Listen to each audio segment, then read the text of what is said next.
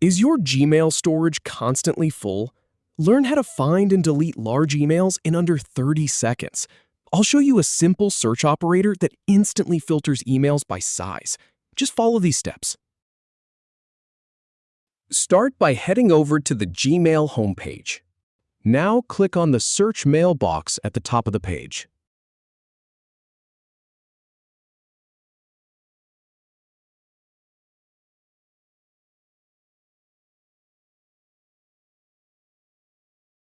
Then type in a search operator like larger:5 MB to find emails larger than 5 megabytes. Once that's done, press Enter on your keyboard to run the search.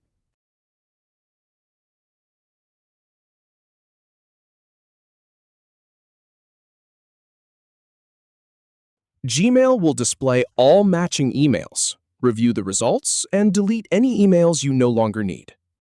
If you have any feedback or if any info is inaccurate, please leave a comment below.